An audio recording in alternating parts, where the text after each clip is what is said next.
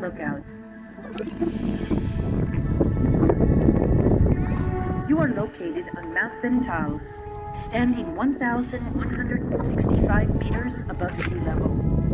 In front of you is the Quneitra Valley, full of orchards and vineyards, which has become a symbol of flourishing agriculture here on the Golan Heights. This success is a result of the unique porous soil, the excellent climatic conditions, plenty of rain, and the perseverance and skill of the farmers. The Golan Orchard in the valley is a popular site for self-picking a variety of fruits. During the spring and summer months, you can pick cherries, berries, plums, nectarines, and apples, just to name a few. A host of activities awaits the whole family at this site, including tractor tours in the fields. There are many vineyards in the valley as well, providing grapes to the Golan Winery in Katsrin.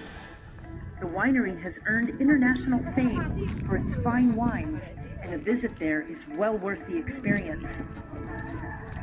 You can also see a complex of white buildings in the valley. This is the main base of UNDOF, the United Nations Disengagement Observer Force.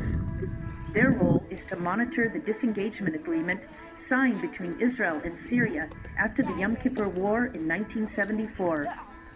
The only border passage between Israel and Syria is located close to this base. It serves mainly for Druze residents of the Golan and UN soldiers. To the left of the camp and beyond the cultivated fields, the ruins of the town of Quneitra can be seen. The Circassians who settled there during the Ottoman Empire in the 19th century turned Quneitra into a major town in this region. From the establishment of Syria as an independent state in 1946 until 1967, Quneitra served as the central military base for the Syrian army. During the Six-Day War in 1967, the Israeli army climbed the Golan, and after 2 days of courageous and bitter fighting, captured the region.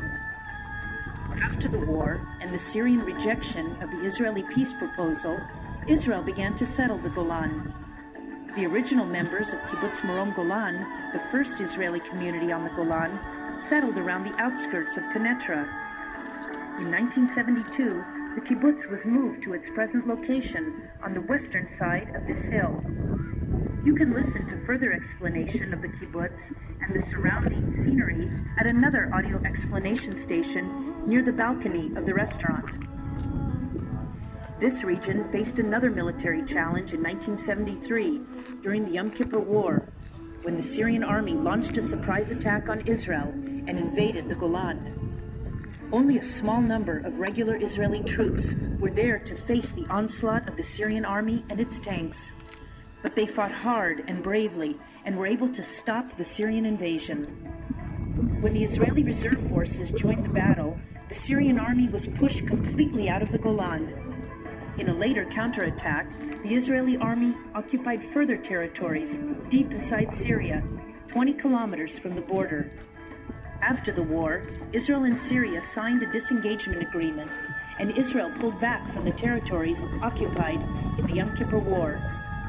As a goodwill gesture, Israel also agreed to withdraw from the town of Quneitra. Today, the borderline passes just beyond the cultivated fields in front of you. The Syrians left Quneitra in ruins, and instead built a new town that can be seen just beyond the old town. Since signing the disengagement agreement in 1964, this border has been the quietest border that Israel has ever known with any of its neighbors. To your right rises Mount Bental with numerous antennas standing on its peak. This hill, just like Mount Bental, is part of the ridge created by a series of volcanoes spread along the Israel-Syrian border. This ridge is of vast importance for the defense of the State of Israel, especially for intelligence gathering purposes. On a clear day, you can see the wind power plant on Mount Asania. This is a unique project for the Golan that involves 10 wind turbines for electricity production. The power plant's yearly clean energy production provides electricity to over 4,000 households. The unique topography of the Golan creates wind conditions that are optimal for wind energy production throughout the year. 4 brilliant seasons are the hallmark of the Golan. Summers with moderate temperatures, autumn with an array of golden colors, winter in which you can hike along flowing streams and snow-capped peaks, and spring, which surrounds you with fragrances and colors of the blossoming orchards of wildflowers. From this point, we recommend you continue north to visit the Valley of Tears and view the film of the tank battle, Oz 77, Kibbutz El Rom. The special deer sanctuary in the forest at Har Odom is also worth the visit.